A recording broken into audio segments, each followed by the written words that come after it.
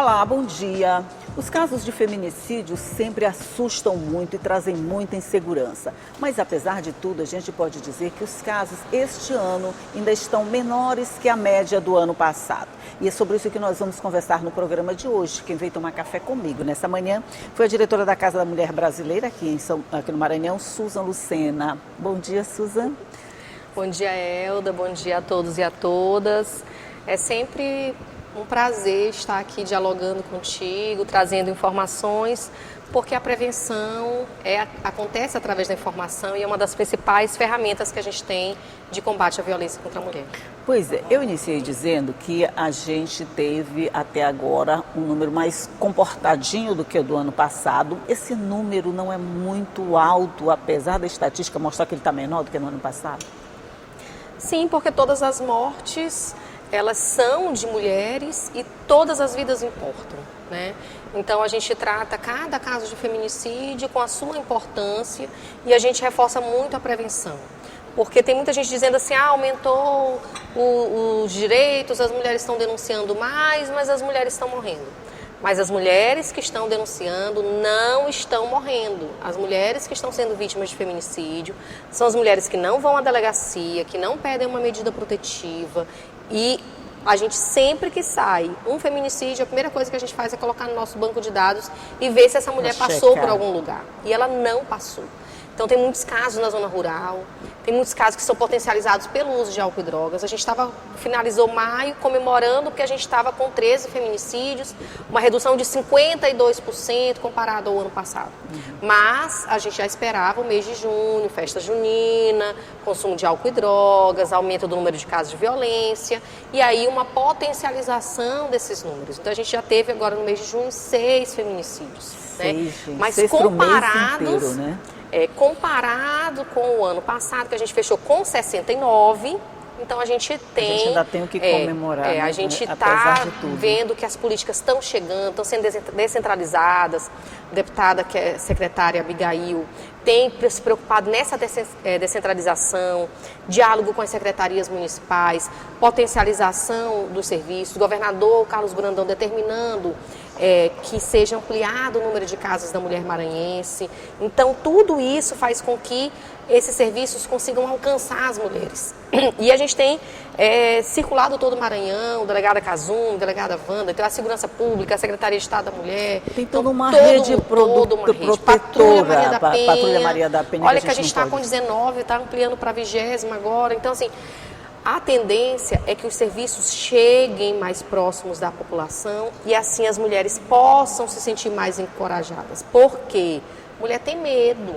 O homem diz que vai matar e ela vai dizer assim, eu vou lá e não vai acontecer nada, vou lá, denuncio e volto para a mesma casa. Volta para a mesma casa, é verdade. Essa sensação de impotência, eu acho que ela ainda é um entrave nessa relação. Por mais empoderada que a mulher seja, a relação dentro de casa é diferente da lá de fora. Ela tem medo, sim, de fazer uma denúncia e de voltar para a mesma casa e não acontecer nada que o homem acontecer com ela. Mas, via de regra, quem pede proteção acaba sendo protegido. Exatamente. E aí a gente tem um alojamento de passagem na Casa da Mulher Brasileira, tem uma casa-abrigo do Tribunal de Justiça e a gente tem um diálogo com os municípios que nesses casos em que a mulher esteja correndo risco de morte, que elas sejam encaminhadas para cá e tenham esse abrigamento. Né? Outra situação, nos casos de medida protetiva de urgência, quem é afastado do lar é o homem. Então a mulher fica na casa juntamente com os filhos, acompanhados pela Patrulha Maria da Penha. É importante lembrar que os homens que praticam a violência doméstica geralmente não são homens que praticam outros crimes, né? Então são os homens que a gente diz assim, nossa, fulano é gente fina, é uma pessoa boa, maravilhosa, aquela pessoa do nosso convívio. Né, que às vezes a gente não sabe que pratica a violência. Só vale da porta para fora. Exatamente, conceito, né?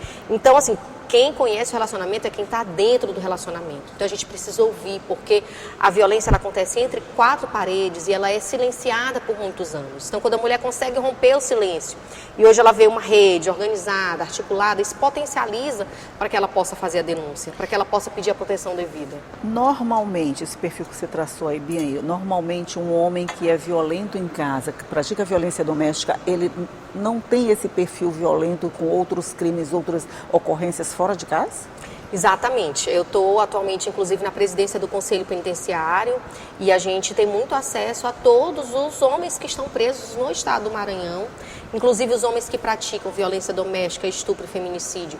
Eles ficam num local chamado seguro, que é afastado dos demais e geralmente é um quantitativo pequeno. Receber represália dentro da cadeia. E assim, o que acontece? Esse homem que está preso hoje no sistema são normalmente os homens que descumpriram medida protetiva de urgência. O que significa dizer que as medidas protetivas de urgência funcionam. Porque quando o homem é preso por descumprimento, esse homem, ele vai para o sistema prisional porque ele não pode pagar fiança. Lá na lei está dizendo que não pode arbitrar fiança, a autoridade policial não pode, só a autoridade judiciária. Então, daqui que vá para a autoridade judiciária, já percorreu um tempo e esse homem já foi preso. Passou um pouquinho de tempo na cadeia, né? Exatamente. E uma coisa assim, muito interessante é que a medida protetiva não é um papel mágico, não é um papel assim, vai garantir a proteção para mim, né?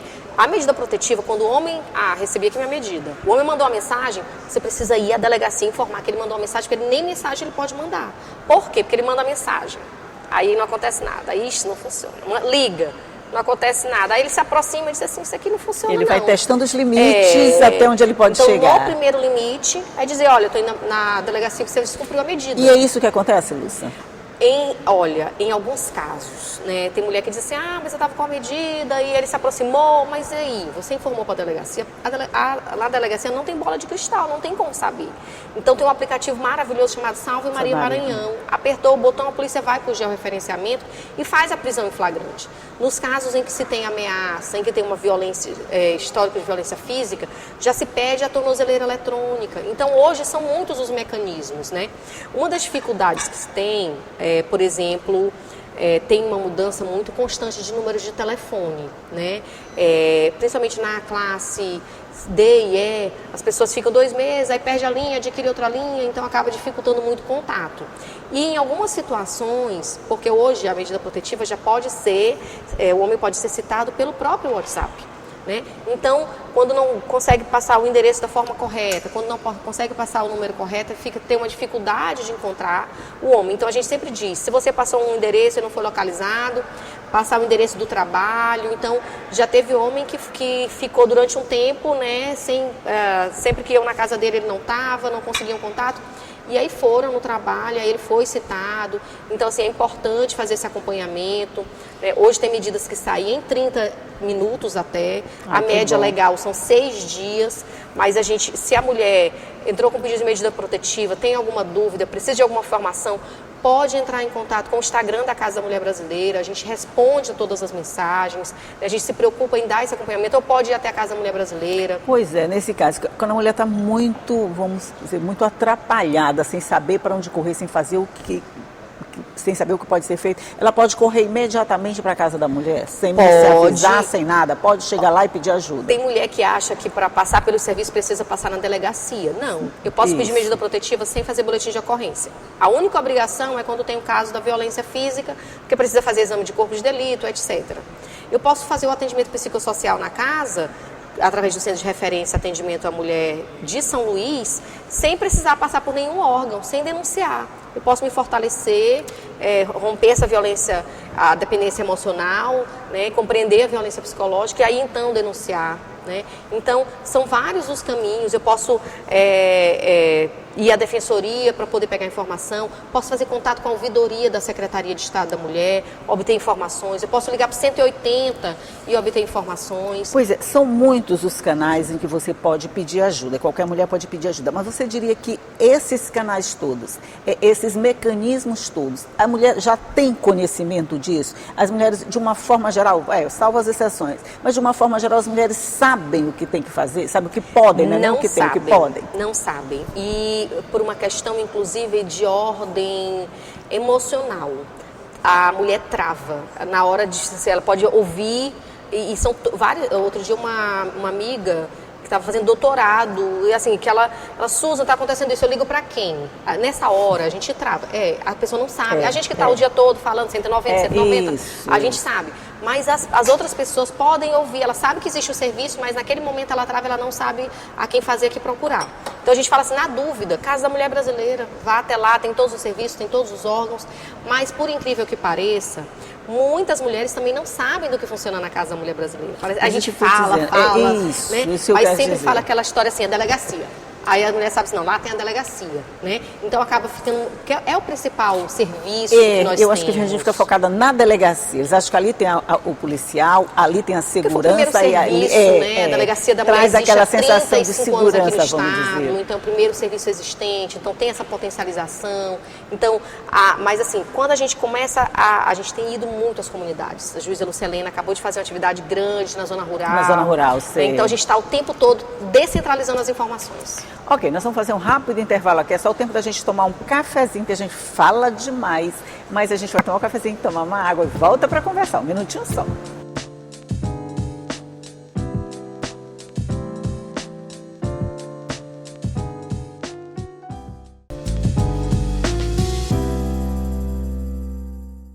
Já estou de volta conversando aqui com a diretora da Casa da Mulher Brasileira, Susan Lucena, sobre feminicídios e cuidados com a mulher. A gente está falando que às vezes a mulher só confia se for numa delegacia, né? Por exemplo, vai para a Casa da Mulher Brasileira. A Casa da Mulher Brasileira ainda não se tornou uma referência nesse tipo de trabalho, Susan?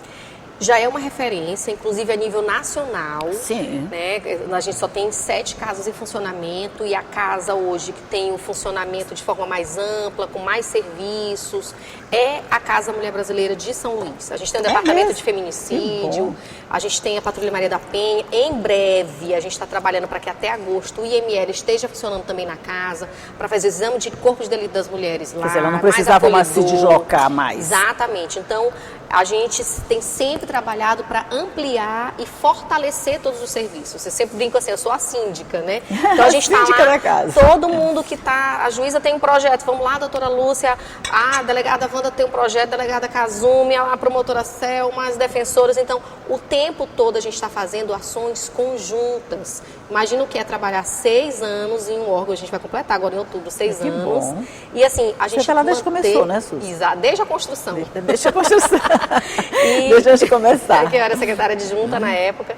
Mas assim, sempre com muito diálogo. E a gente trabalha de forma muito unida, de forma muito irmanada, sem disputa de ego. Isso é muito importante. Com certeza. Um ambiente que a gente trabalha a questão da violência, mas é um ambiente extremamente saudável, em que a gente se respeita, em que a gente se complementa, que a gente dá aquela palavra amiga, né?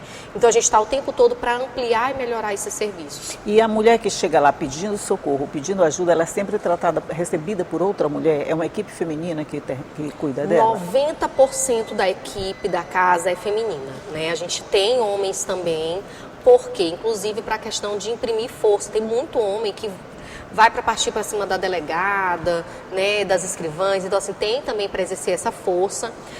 O pessoal também da vigilância, a metade são homens, a metade mulheres. Então assim, em regra, são esses os homens, mas para garantir a questão da segurança em si, se precisar imprimir o uso da força, né? Entendi. Porque já teve situações do homem ir lá levando a mulher para tirar a medida protetiva, e a gente identificar a situação, fazer contato com a polícia, fazer a prisão. Levando a mulher para tirar a medida protetiva? Folgado, né? Mas a gente percebe, tanto é que a gente foi criando vários procedimentos, né? A mulher, quando ela entra para fazer a denúncia, ela entra sozinha. Por quê? Porque algumas vezes a mulher é meio que levada, obrigada, para falar algo, inclusive, que não seja verdade ou que ela não queira, né? Coação. Então, nesse sentido, só a mulher entra, a não ser que a mulher esteja muito fragilizada e queira um atendimento, um acompanhamento, e aí é feito dessa forma. Mas hoje a gente já tem o psicossocial funcionando 24 horas, então a mulher é atendida por assistente social, por psicóloga, então tudo isso é um acolhimento a mais para garantir a proteção dessa mulher. Então a mulher, quando chega lá à noite, não tem para onde ir, tem o nosso alojamento de passagem, que funciona 24 horas, são as guardas municipais que acompanham esse serviço, juntamente com as psicólogas e assistentes sociais. E lá a mulher tem todo o atendimento, todo o acolhimento. Quando é necessário encaminhar para o hospital, a gente faz esse encaminhamento.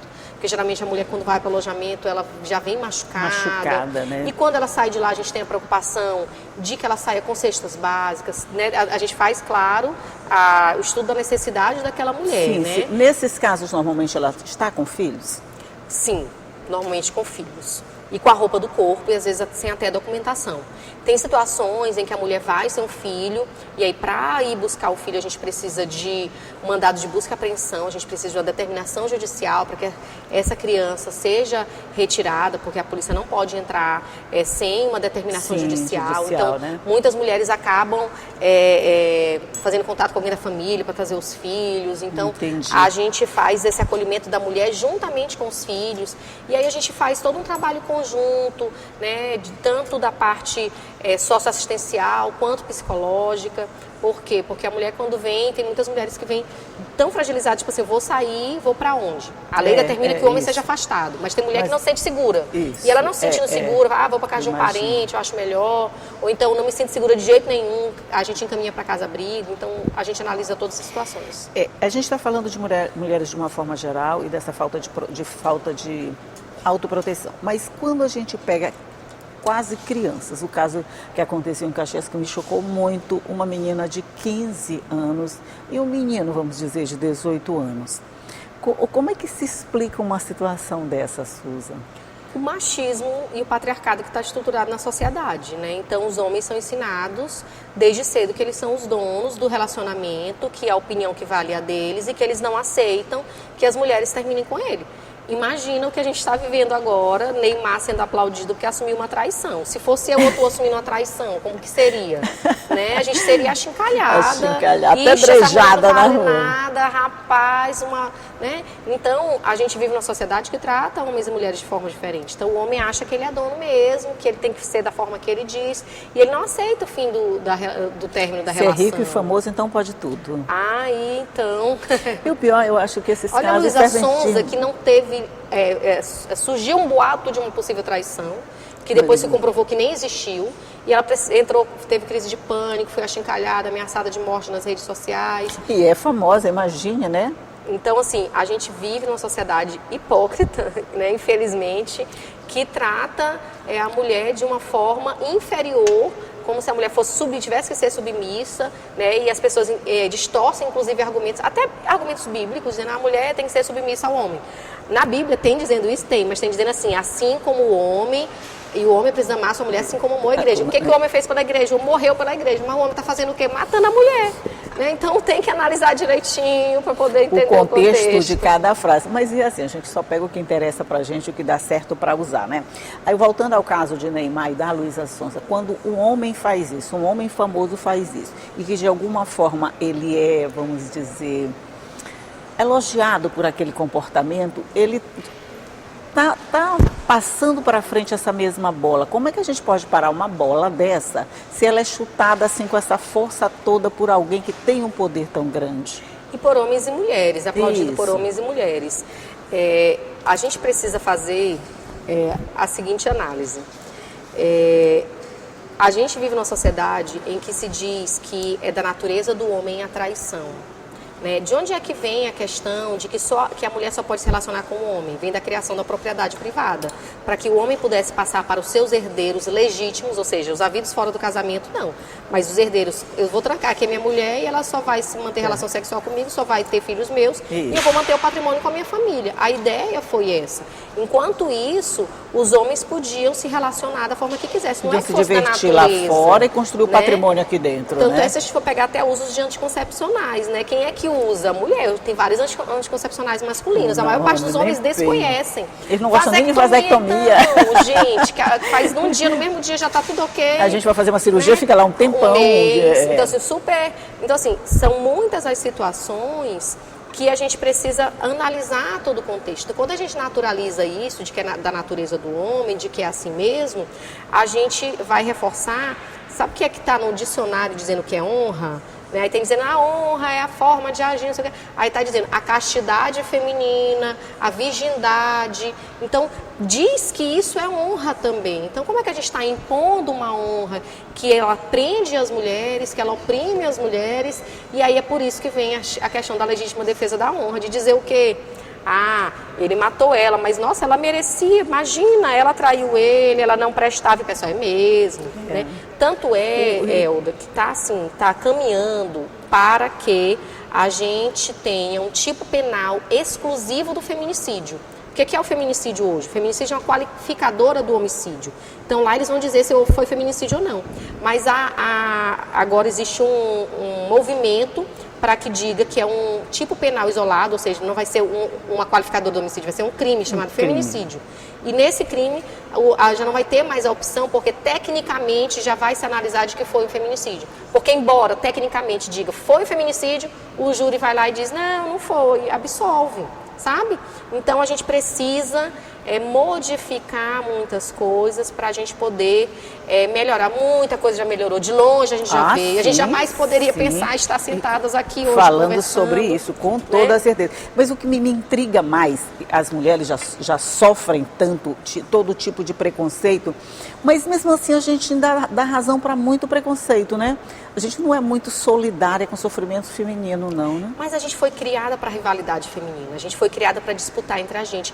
E por que ela tá lá fazendo esse programa e não eu? Sou tão boa quanto ela. Aí, tipo assim, tem 10 homens que estão lá, que estão participando da TV, mas não, a gente tende a disputar com a outra mulher. Com a outra então, mulher, a rivalidade verdade, feminina é uma realidade, da gente apontar, da gente querer, né, sempre ocupar o espaço. Mas imagina como é que era a nossa realidade. Tô eu aqui na minha janela, tá tu na tua janela, eu ficava tentando dar conta da tua vida e tu tentando dar conta da minha. E a gente não podia nem sair pra rua. Então, a única coisa que a gente tinha para dar conta era do que acontecesse no entorno. E assim a gente foi, né, perpetuando esse tipo de comportamento, exatamente, né? Ele foi se sofisticando, foi se modificando, mas é o mesmo no fundo.